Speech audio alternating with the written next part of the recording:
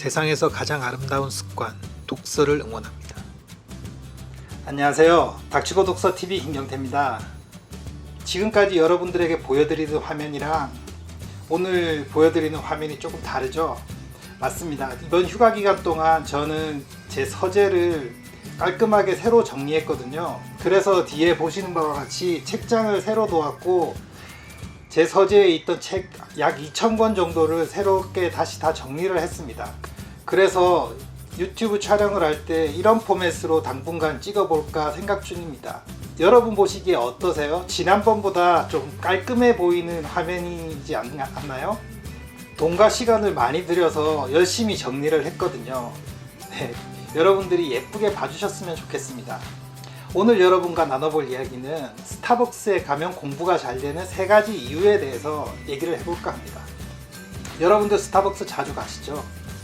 학생들이시라면 공강 시간이나 그 외에 공부해야 될 시간에 도서관보다는 요즘은 스타벅스 같이 이런 커피숍 같은 곳에서 화이트 노이즈와 함께 공부하시는 분들이 많은 것 같습니다. 제가 저희 동네에 있는 스타벅스를 가봐도 자리가 없을 정도로 사람들이 많아요.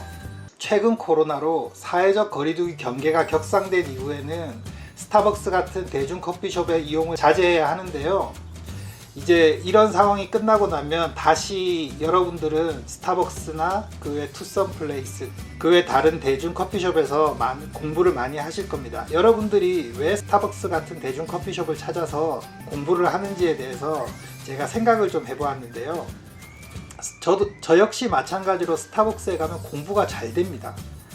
이렇게 서재에 앉아서 책을 읽는 것보다 그곳에 앉아서 책을 읽으면 오히려 집중이 더 잘 되는 것 같은 느낌이 들어요.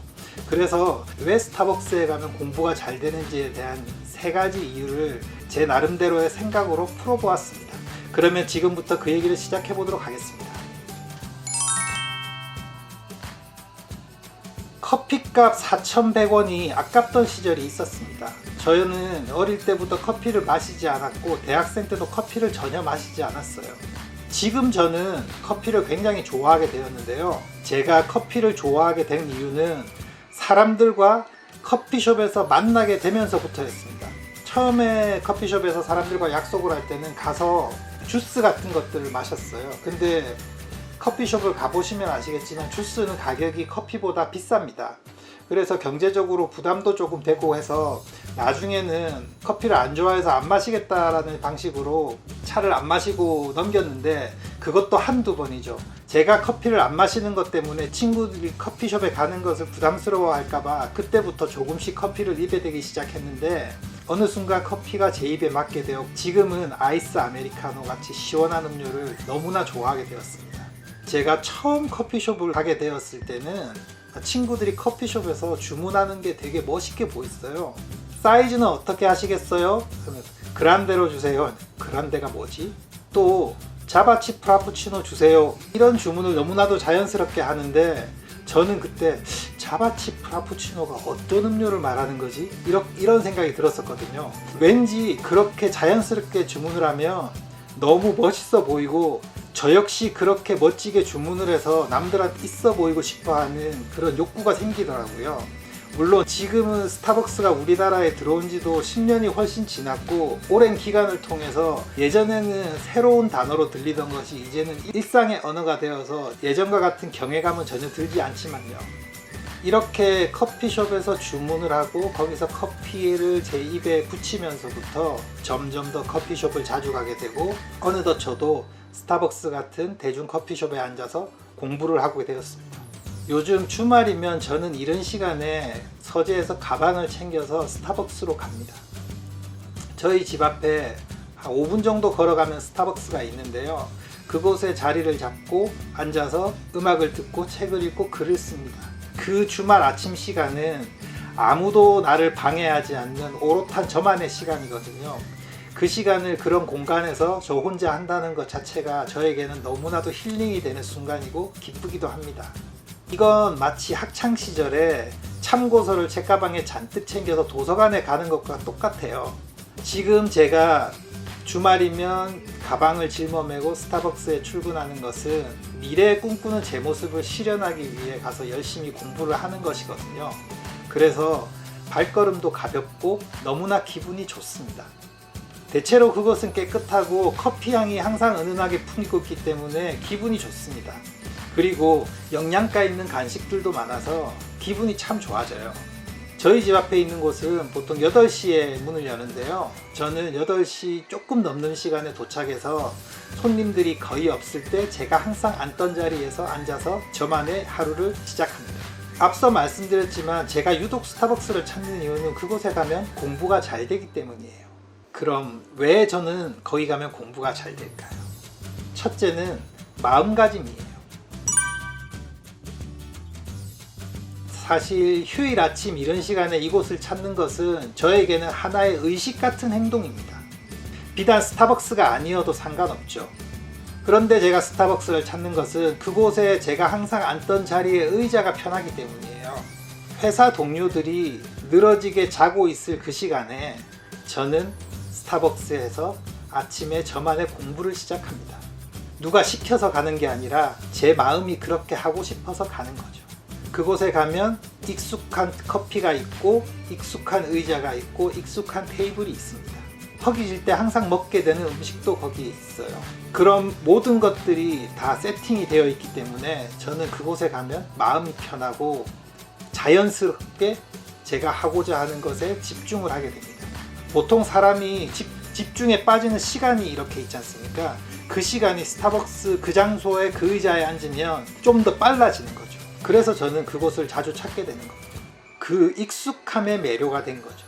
익숙하다 보니 자연스럽게 집중하게 되고 몰입의 시간이 빨라지게 되는 거죠. 특히 아이가 있는 아빠에게는 휴일의 아침 이른 시간은 정말 보석 같은 시간입니다.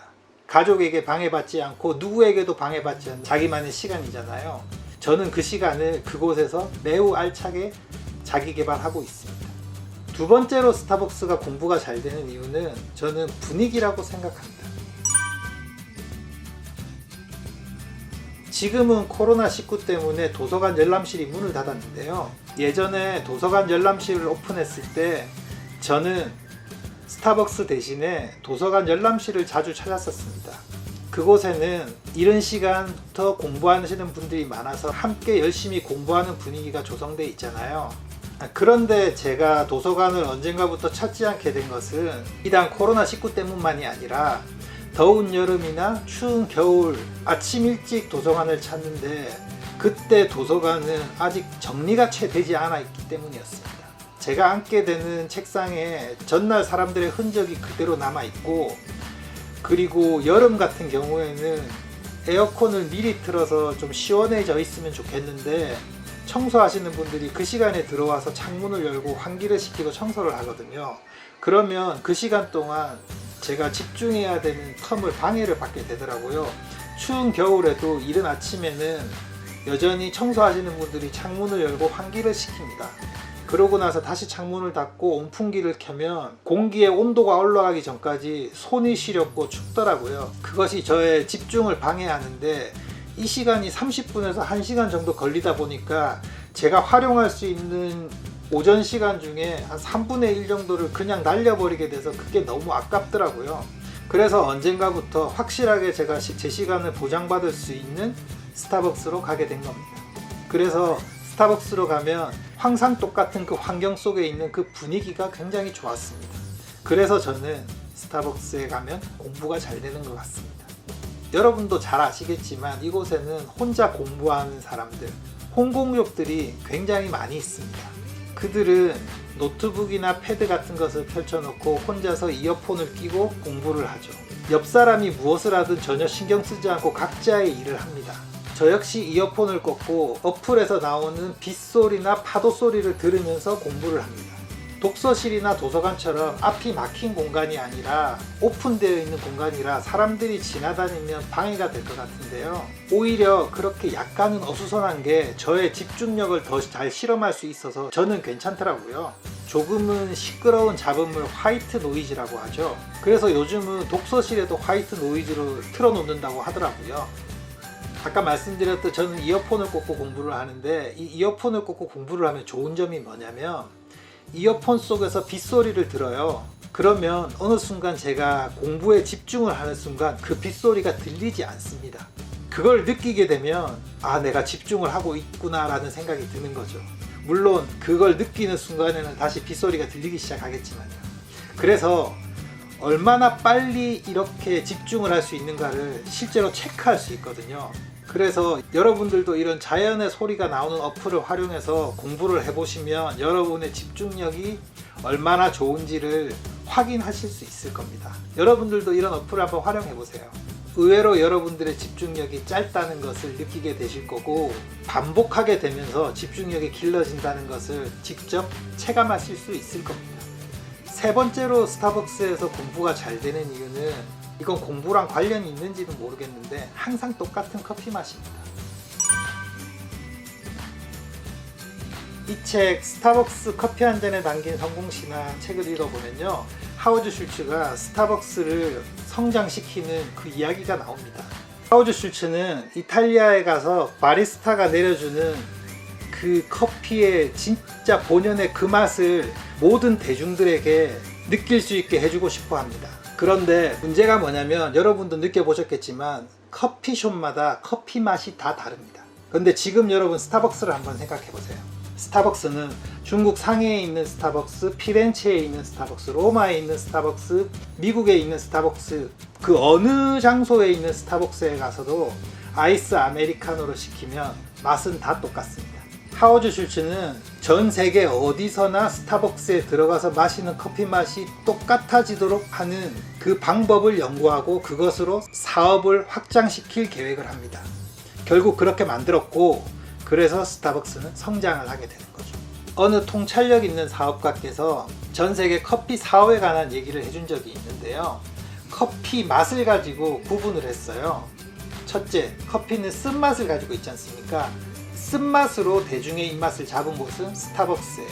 그의 말에 따르면 커피는 고유한 맛을 가진 시대가 지났고, 이제는 브랜드가 맛을 결정하는 시대가 왔다고 했습니다. 맞는 말이죠. 스타벅스는 전 세계 어디를 가든 똑같은 쓴맛으로 대중의 사랑을 받고 있고요. 그리고 나머지 커피 맛 중에 신맛은 우리나라 같은 경우에는 폴바셋이 지금 점점 점령해 가려고 하고 있죠. 또한 투썸 플레이스는 쓴맛과 신맛 두 개를 고를 수 있도록 했고요. 요즘 핫하다고 하는 블루보틀은 제가 아직 먹어보지 못해서 어떤 맛인지는 잘 모르겠습니다. 아무튼 항상 똑같은 맛을 낸다는 것은 브랜드 아이덴티티에서 굉장히 중요한 것이죠.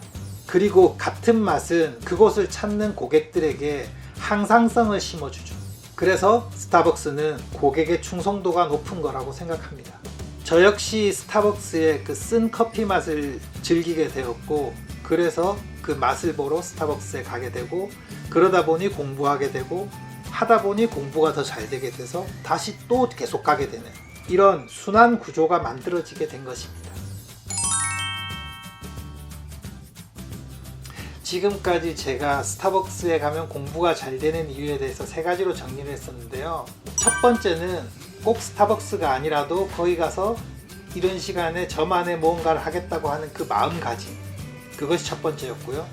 두 번째는 항상 똑같은 환경이 주는 그 분위기와 안정성이었습니다. 그리고 세 번째는 똑같은 커피 맛입니다.